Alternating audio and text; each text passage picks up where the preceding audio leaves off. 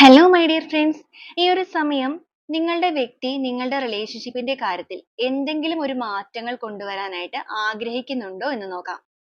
നമുക്കിവിടെ വന്നിരിക്കുന്നത് knight of cups, ace of souls, page of cups and strength energy ആണ്. ഈ ഒരു സമയത്ത് നിങ്ങളുടെ വ്യക്തി ഈ ഒരു റിലേഷൻഷിപ്പിന്റെ കാര്യത്തിൽ എല്ലാ രീതിക്കും നിങ്ങളെ ഫോളോ ചെയ്ത് വരാനായിട്ട് ആഗ്രഹിക്കുന്നുണ്ട്, അല്ലെങ്കിൽ അവർ ആ ഒരു ഫോളോയിങ് സ്റ്റാർട്ട് ചെയ്തിട്ടുണ്ട്.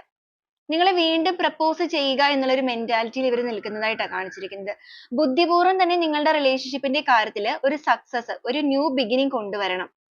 അതിനുവേണ്ടി ഈ ഒരു റിലേഷൻഷിപ്പിന്റെ കാര്യത്തിൽ എന്തൊക്കെയാണോ ചെയ്യേണ്ടത് ആ ഒരു കാര്യങ്ങളെല്ലാം തന്നെ ചെയ്യാനായിട്ടും അതിലൂടെ എന്ത് റിസ്ക് എടുത്തിട്ടാണെന്നുണ്ടെങ്കിലും ഈ ഒരു ബന്ധത്തിനെ വീണ്ടും ഒരു സക്സസിലേക്ക് കൊണ്ടുപോകാനായിട്ടുമാണ് ഇവർ ചിന്തിച്ചുകൊണ്ടിരിക്കുന്നത്. അതോടൊപ്പം തന്നെ നിങ്ങളുടെ പേഴ്സൺ ഈ ഒരു റിലേഷൻഷിപ്പിന്റെ കാര്യത്തിൽ പല കാര്യങ്ങളും വളരെയധികം ക്ലാരിറ്റിയോട് കൂടി മനസ്സിലാക്കിയിരിക്കുന്നതായിട്ടും നമുക്കിവിടെ കാണിക്കുന്നുണ്ട്.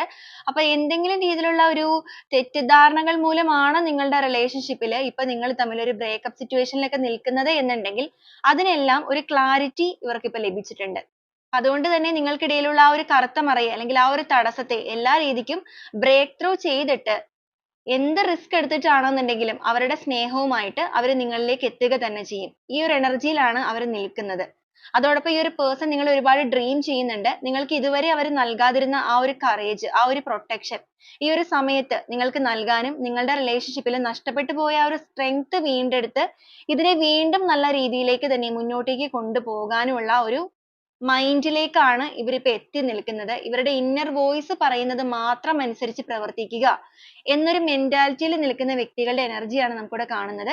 അപ്പൊ ഈ ഒരു എനർജി നിങ്ങളുടെ പേഴ്സണുമായിട്ട് നിങ്ങൾക്ക് കണക്ട് ആവുകയാണെന്നുണ്ടെങ്കിൽ പോസിറ്റീവായിട്ട് ക്ലെയിം ചെയ്യാവുന്നതാണ്.